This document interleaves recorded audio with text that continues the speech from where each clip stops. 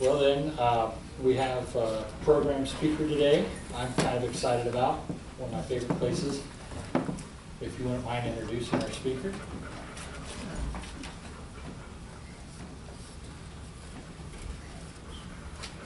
Well, we might think of Waco as that 24-foot runway airport down south of Troy. But there's a lot more to Waco, going at least way back to World War II.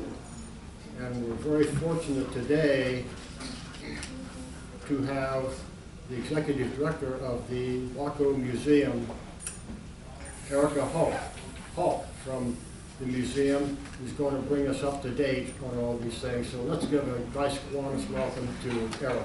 Sure.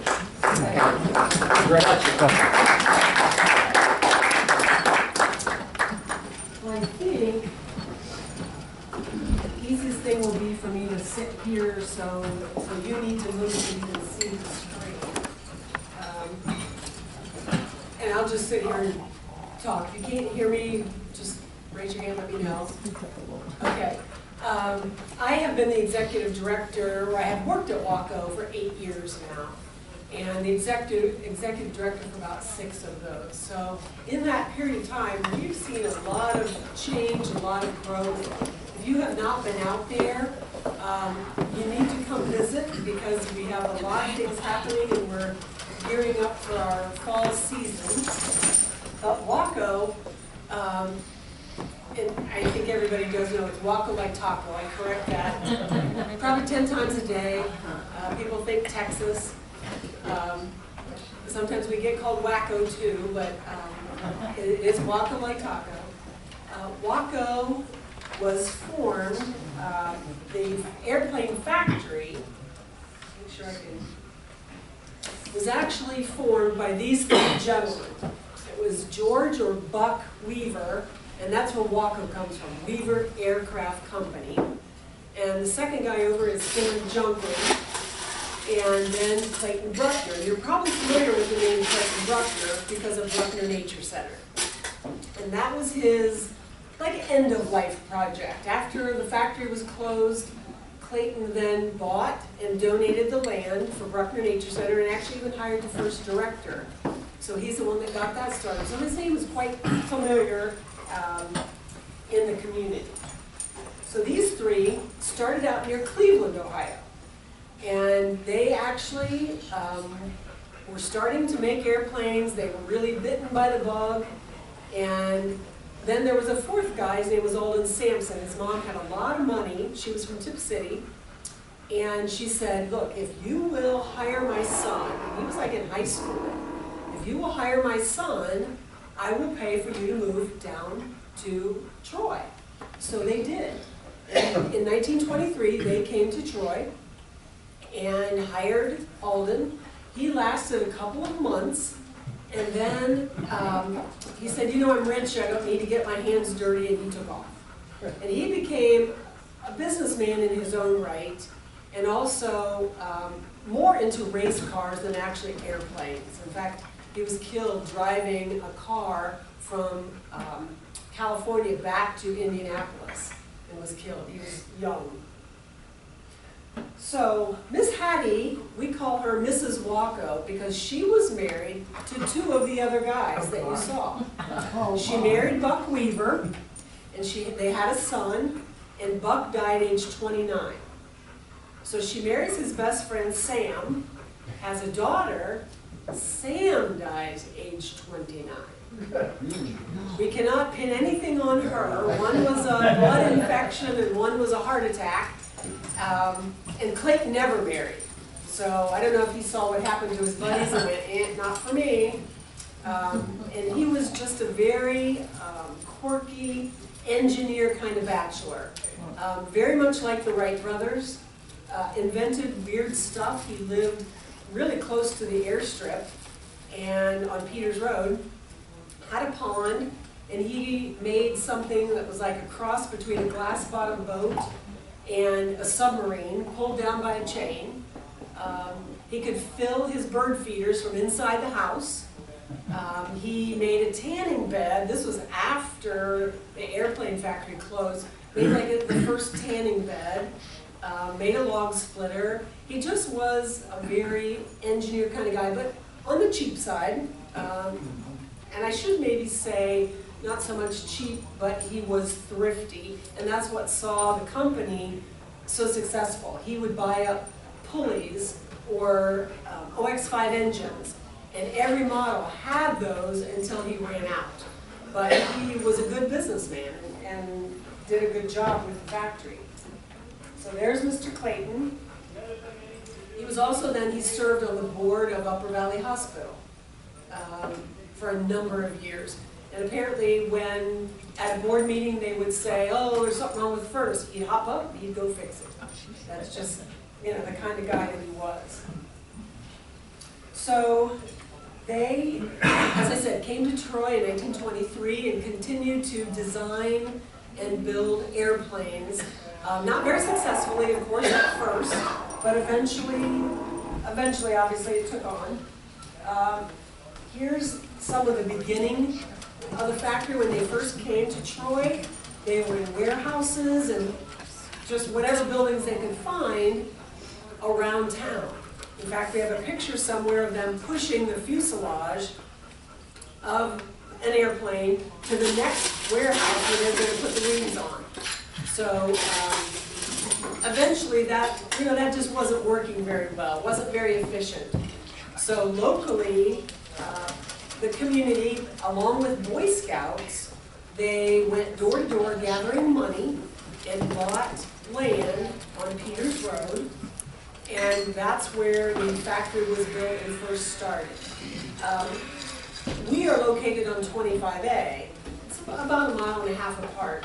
But the interesting thing is that original factory location was bought by Goodrich, and then Goodrich has been moved out twice since I've been there. It was UTC and now it's Collins Aerospace, but it's still being used for aviation. They make air brakes and wheels. So here you can see what the factory property looked like.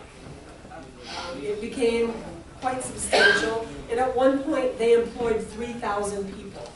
So I had talked to a lady that her job was to find housing for people that came up from Kentucky to work.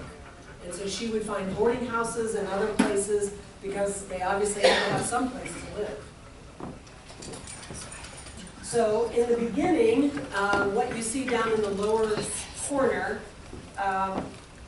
this is a wing that they're building. Those are the wing spars. And you can see what the factory looked like. They hired typically people from the wagon industry because they knew how to bend wood. And they knew how to work with wood. The majority of an airplane, it's got a steel structure, but the majority of it is wood and then it's cloth covered. So the wings and the fuselage are all covered with cloth. It looks like metal. When I first got there, I just thought that's what it was, but it's not. It's actually cloth, and then they sprayed it with layers and layers of paint, and the process was called doping. I don't think they'd probably call it that now. Probably not the best word, but that's the process. It was very messy, but it got the job done. And so the wing and the fuselage, when you tap on them, it's very tight like a drum. It makes it kind of shrink it onto the frame, and it made it a little bit of I'll say rain water resistant. I mean, obviously you're not going to fly an open cockpit airplane in the rain too much. That's just not what you would do. So the idea was, it wasn't like a car showroom that you could come and pick one out. You put your money down, and once it was completed or almost completed, they would call you and say, okay, come get it. So some very famous people came and picked up airplanes, and they stayed in the hotel downtown. And apparently, there was some exchange of money. You know, if I paid you, even though you're next in line to get your airplane, if I paid you more money, it would move me up. So people would offer money to somebody in line ahead of them to pick up their airplanes. You got a couple lessons, and you better know what you were doing. Some did, some didn't. And once you cleared the fence at the end of the field, the airplane was yours. And obviously you can see not everybody got very far. Oh my word. So here are some test pilots from back in the day. And I don't know if you can tell, they're kind of smoking and, you know, that wasn't apparently a big deal back in the day. Obviously it would be now. But those were the kind of, they look like a ragtag bunch of guys to me. So this is the Cootie, and it was one of the very first airplanes that they made. This is hanging up in our Willis wing. It was not a good design. This is a replica because the initial Cootie did not have ailerons or the flaps that help you to gain control. It was more of a wing warping, and it was dangerous. Buck Weaver had a very serious accident in it, and we think that caused facial injuries that led to his blood infection, and that caused him to die young. So this one was made by a gentleman named Brian Meyer from Troy, and he said, I don't know why he wanted to make one of these, but he made it strictly from pictures. But he said, because I'm going to fly it, I'm putting ailerons on it. And he actually flew it for a couple of hours, but then said, here, it's yours. I'm not going to push my luck anymore. So we have the very first Waco that they made. And it just was like, I believe, like a 25 horsepower engine. It had very little power. And then this is the next model that we own. It's called the Waco 4. And this too was like a rebuild. Some gentleman near Toledo bought the project and became ill and couldn't finish it. And the Waco Historical Society was actually formed because of this project. And it was formed by employees' kids, other pilots who just said, there's too much history here, we don't want this to go away. And so they bought this airplane and finished it. And initially, the Waco Historical Society had a museum upstairs, downtown Troy. It was up above Ward 1. But obviously, upstairs isn't really very good for, you know, having airplane engines and parts and airplanes. So then they purchased the land where we are now. This is the Waco 9, and it is actually on loan from the Ohio Historical Society. I keep trying to get them to give it to us because it would help my insurance, but they don't seem to want to do that. But it's the airplane that actually began to put Waco on the map. This is the model that they really began to sell more and more airplanes. And this is another one. It's not the one we have, but it's another Waco 9. We also have the Waco 10, and that too is on loan from the Historical Society. This was used to haul mail. This one is called Miss McKee's Port, and she hauled mail from Cleveland to Pittsburgh, back and forth. Obviously, they weren't taking a lot of mail because it's not that big.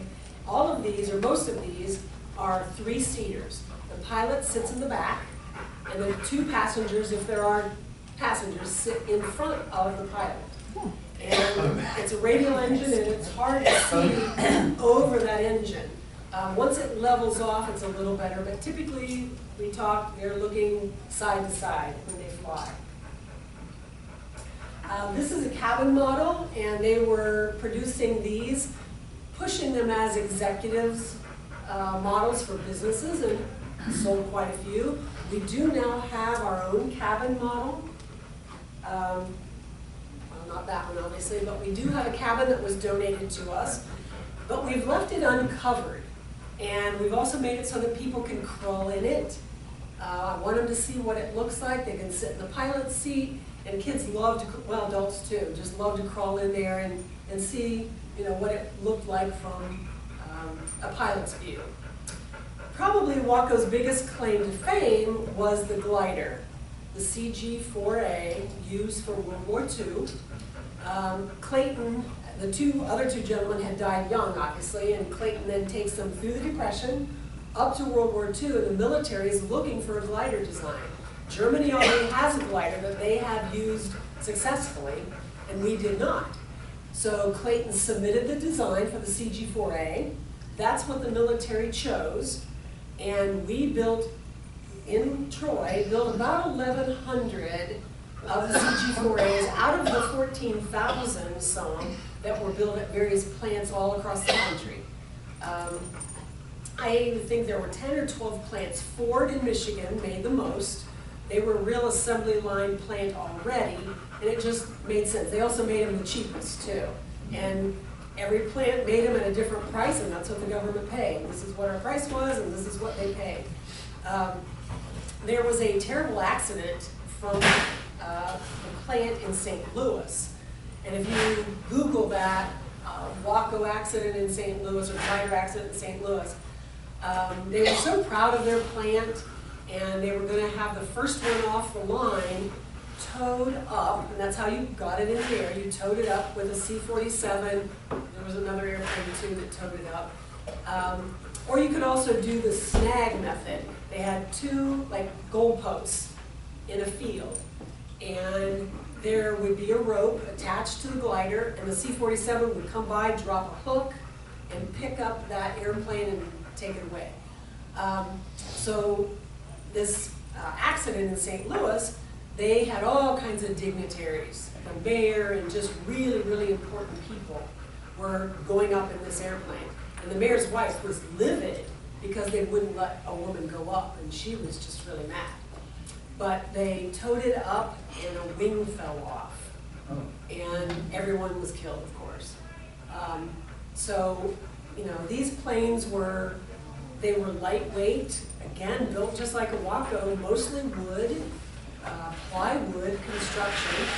To see one, if you have not been to the Dayton Air Force Museum, that's the closest one to us. It's hanging from the ceiling, and it's a good way to see it right now.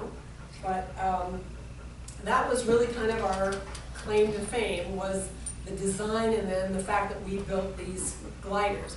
After the war was over, there were gliders that had not been shipped yet. So they're crated up, and I'm talking the wingspan, I forget the dimensions, it's wider than the buildings we have, quite large. And people were able to buy, locally, could buy a glider for like $50. They didn't want the glider, they wanted the wood crates that they were packed in. So garages, sheds, chicken coops, all kinds of things were made out of those Waco glider crates. That was really cheap wood for right after the war.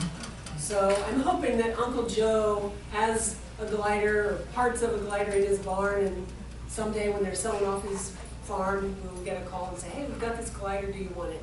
I've talked to people that said their dad bought one, and they just use it as like a playground.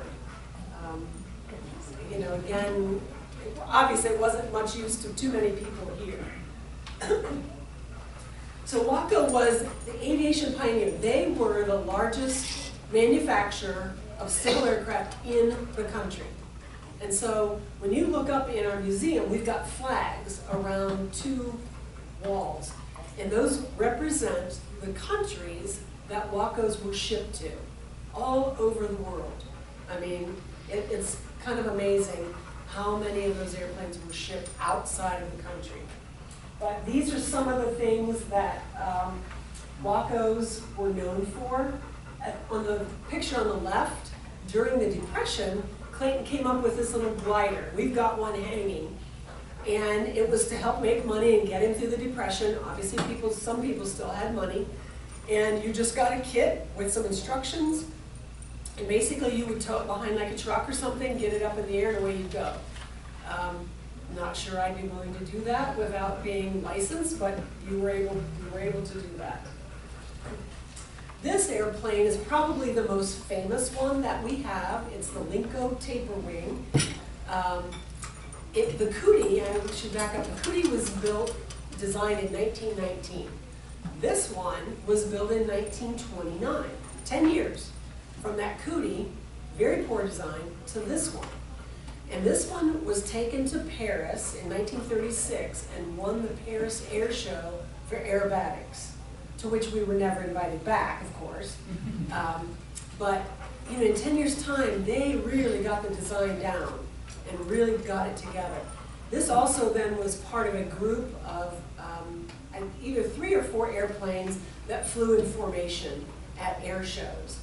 Then Goodrich bought this airplane, and our pilot, our head pilot, Bob Wagner, I don't know if you've heard that name, he flew it and brought it to the museum, and it's been here ever since. So this does belong to us, and like I said, it's probably the most famous one we have.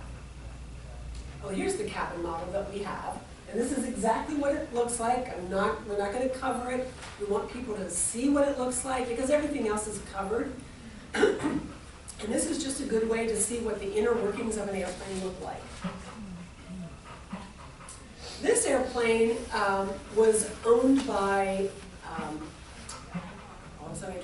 Harold Johnson. He was the flying mayor of Moraine, if you ever heard of him. This airplane flew over Kings Island every night for a period of 6 or 8 years, along with another airplane.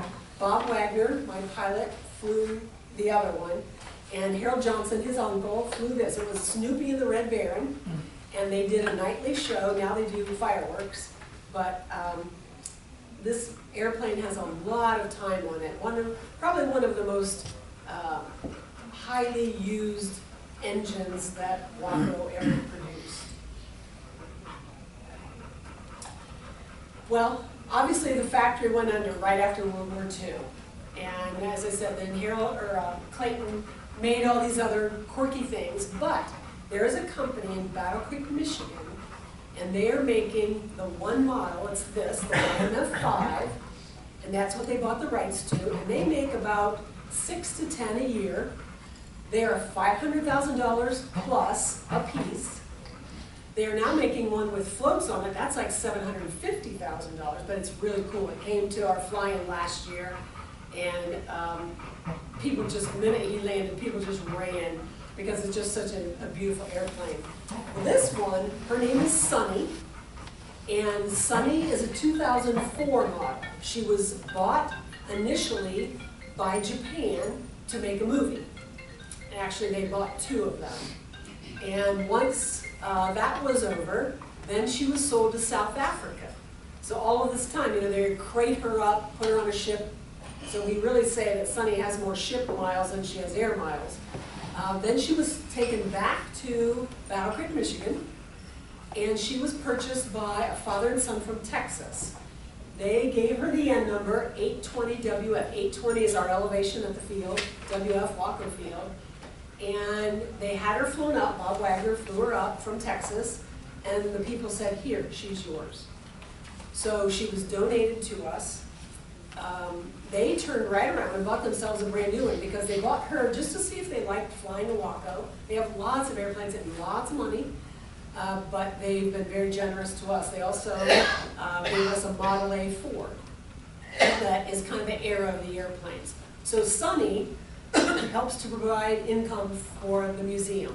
We are totally a 501c3, you understand that, dependent upon grants and donations. People coming through the door will never pay the bills, at least not in my lifetime. So Sunny, during the months that we can fly, we fly her from like May through October. We also do pilot instruction. And we had someone just 2 weeks ago, came from Arizona. He just needed about an hour and a half of instruction. And so we can provide that. So my point is, if you have not ridden in an open cockpit biplane, you need to put that on your bucket list and call us and get that scheduled. As you can see, the 2 people, the pilot, Bob Wagner, sitting in the back, and the bride and groom are sitting there in the front. Now, we are not just about old, dusty airplanes. Our goal is to, we say, preserve the past, but inspire the future. And the cool thing is, 2 people here have kids that are being inspired by some of the activities that we do at Waco. We provide all kinds of STEM education. We do aviation camp. This summer was aviation camp, robotics camp, drone camp, young engineers camp.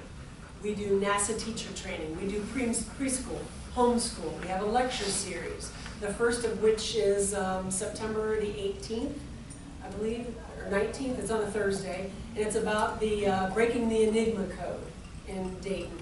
So you might be interested in that. We have Lego teams. We have robotics teams. We have Civil Air Patrol meets there. We have aviation cadets that are working on a restoration project. And that's just the tip of the iceberg.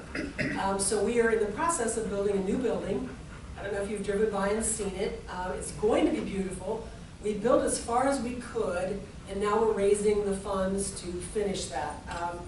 It will eventually, well, I'll show you a picture of it, eventually. This is 1997 when we first came to the field. And they had an old-fashioned barn raising, and this barn is an I believe 1880s barn. It was about 5 miles away from Waco.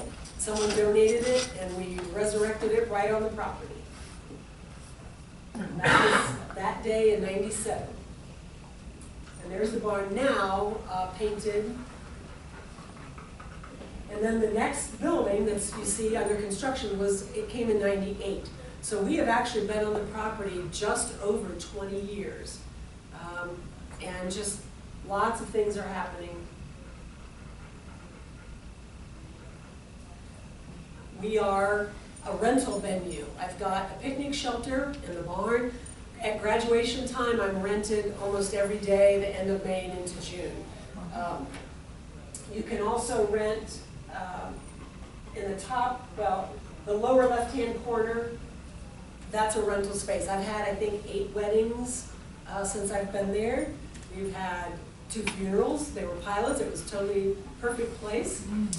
We do corporate training, corporate business meetings. I've got a baby shower this weekend.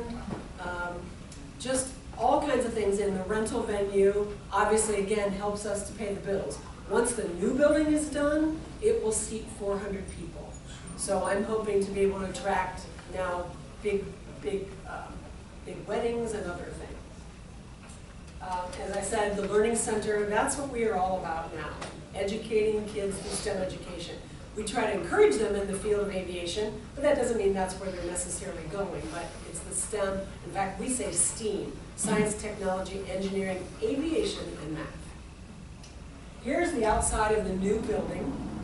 As I said, we're as far as we can go.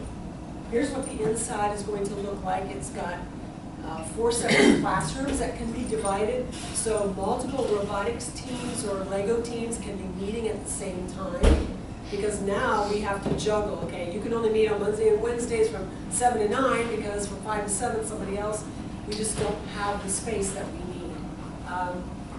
It's going to have showers in it, so it can be used by pilots, and everything's locked off separately. So if you're camping there, we have some camping spots. I can give you the code. You can come in and take showers.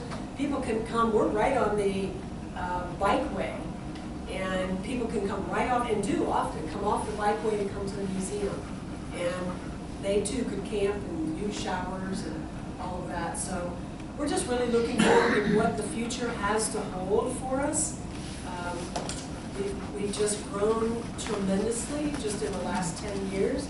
And we just look forward to continually improving and being able to educate kids. So do you have any questions? Yes? I wanted to say that one of my clients donated that barn. It was out on Kessler Road. Okay. And then I was associated with the lady that was his secretary and confidant. I was her power of attorney until she died. Okay. So I got a lot of data on that. Connection, right, Yeah. right. Yeah. Anybody else have a question? Yes. I think one of the greatest planes that Waco built was that 4-place cabin plane.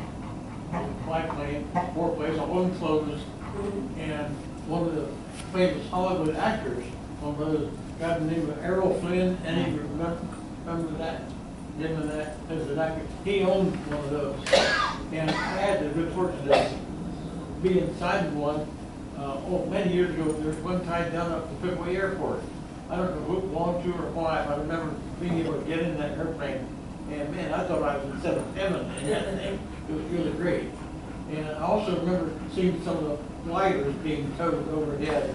Of course, not many people around old enough to remember those days yet, but I do remember seeing some of the sliders now and then being towed.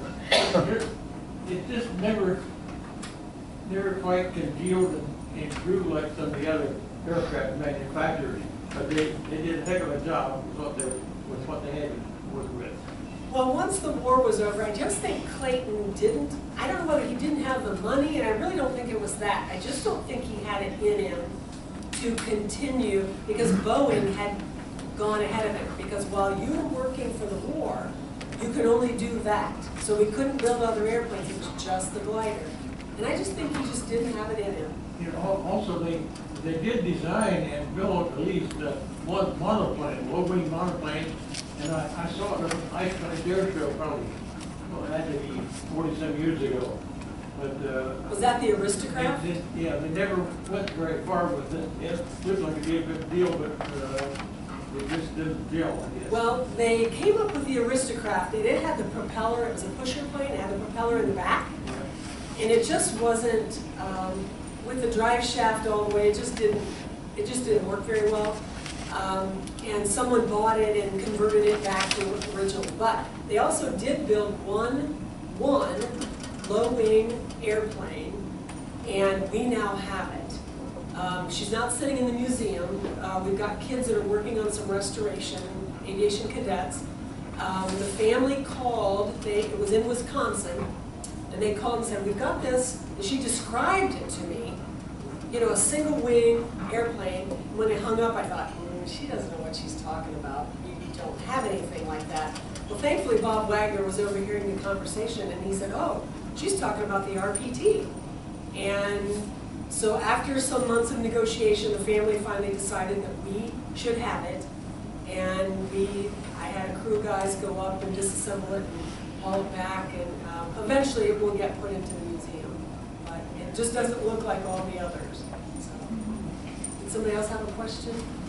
The gliders, were the other people, other companies that manufactured the gliders, was that a Waco design that they Yes. used, that they did the manufacturing? Yes, everybody was manufacturing the glider design, and I've seen it in history books say Waco CG4A. They just did it at different prices, and of course, sometimes they're not maybe following exactly like they should be, but there were government inspectors that came around and oversaw the project, because Clayton absolutely hated somebody else telling him what to do in his own factory. He was quite happy when the war was over.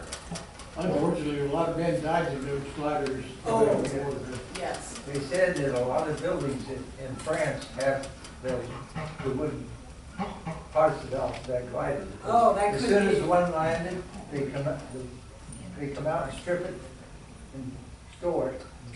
I saw parts of one near Amsterdam when we were there. I had met a gentleman that was putting together like a small little museum, and he was asking me for pictures. And then when we decided to do a cruise over there, I got in touch with him, and he took us to a museum. And so I'm sure there are more around than we realize, but they're there, and they were an important part of history. Were they known for their rotary engine? Yes, radial engine. Is that the same thing? It's a radial engine. I'm not sure if that's the same thing or not. If you ask me too many engine questions, I know more about the people, but when it comes to like, oh, this model and this model, that's not my strong suit. Anybody else?